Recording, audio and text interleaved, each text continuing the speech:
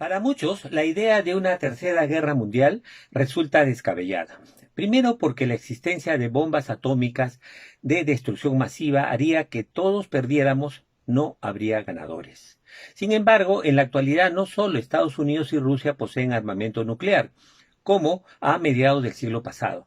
Ahora hay otros 12 países con bombas atómicas en su territorio. China, Reino Unido, India, Israel, Alemania, Francia, Corea del Norte, Italia, Pakistán, Bélgica, Países Bajos y Turquía. La disuasión ha resultado en una carrera armamentista peligrosa al extender absurdamente la capacidad de las bombas existentes de destruir hasta 7 veces el planeta, cuando con una vez basta. En segundo lugar, los organismos tratados y mecanismos surgidos para evitar que se repita otra vez un conflicto armado que escale hasta convertirse en mundial, han ido perdiendo vigencia y capacidad para impedir que los países confrontados resuelvan sus tensiones por la vía diplomática, el diálogo y la mediación pacífica. Tercero, ya existe en este octubre de 2020, a pesar de la pandemia mundial, en Europa-Asia una guerra en curso entre Armenia y Azerbaiyán, además de los enfrentamientos entre ambos bandos del conflicto de Nagorno-Karabaj. Asimismo, por distintas zonas del planeta, hay en curso maniobras militares entre Estados Unidos y sus aliados de la OTAN y Rusia, China y sus aliados. Es decir, hay movilizaciones de aviones, barcos, armamento pesado y tropas en varias zonas del mundo. Cuarto, el escenario económico que está detrás de toda guerra se aprecia en forma clara ante la crisis de la potencia en declive, Estados Unidos, y las dos potencias emergentes, China y Rusia. La guerra diplomática, comercial, informativa, tecnológica y geopolítica en plena expansión pareciera ser el preludio de la aparente e inevitable confrontación armada, calificada como focalizada en base a armamento convencional y sin uso de armas nucleares, aunque nadie puede garantizar, como en el pasado, que iniciada la contienda, esta no escale a más zonas geográficas y se limite exclusivamente a balas, bombas y misiles convencionales, no nucleares, ni de destrucción masiva. Quinto, en el panorama internacional se está repitiendo lo acontecido cuando tanto Hitler como Mussolini desafiaron los órganos y mecanismos internacionales, desconociendo cualquier intervención diplomática del resto de países para imponer su ideología belicista y desencadenar una hecatombe que dejó 100 millones de víctimas, en su mayoría personas civiles, mujeres y niños.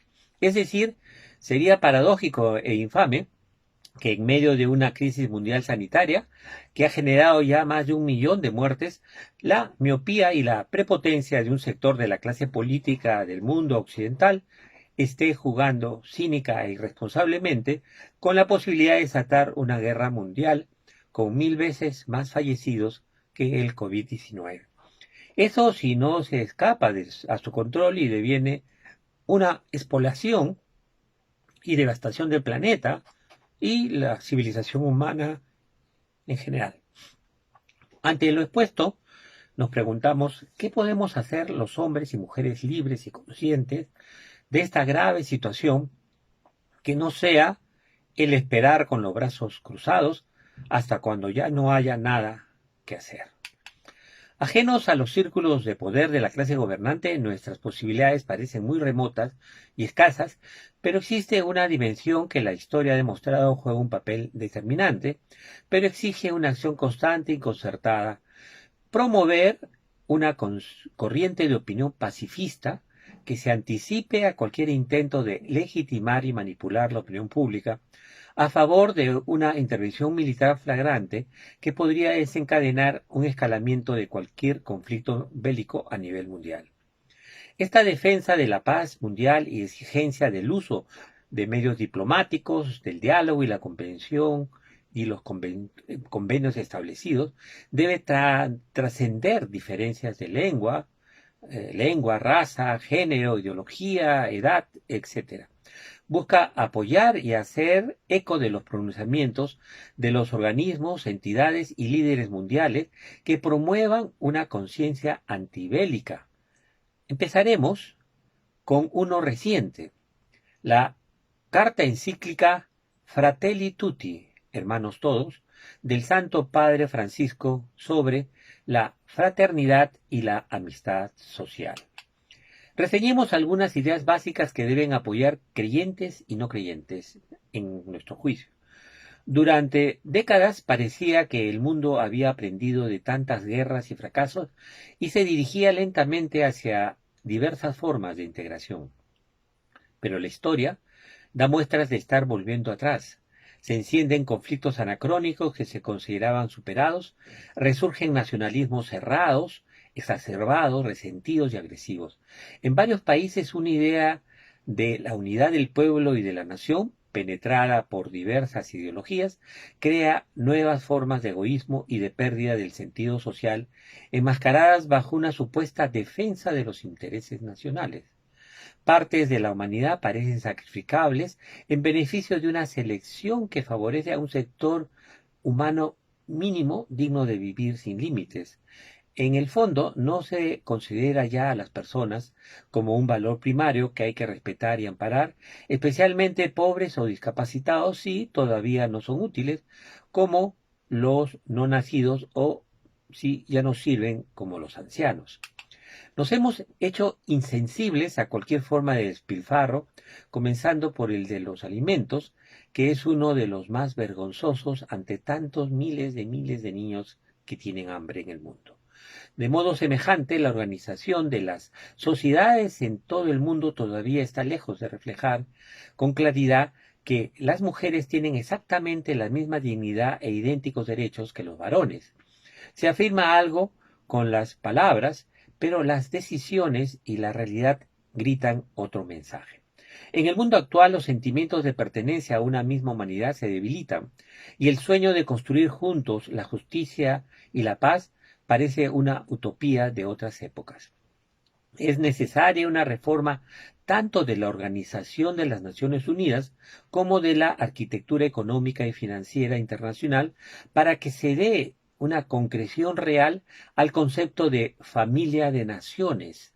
Sin duda, esto supone límites jurídicos precisos que eviten que se trate de una autoridad cooptada por unos pocos países y que a su vez impidan imposiciones culturales o el menoscabo de las libertades básicas de las naciones más débiles a causa de diferencias ideológicas. Porque la comunidad internacional es una comunidad jurídica fundada en la soberanía de cada uno de los Estados miembros, sin vínculos de subordinación que nieguen o limiten su independencia.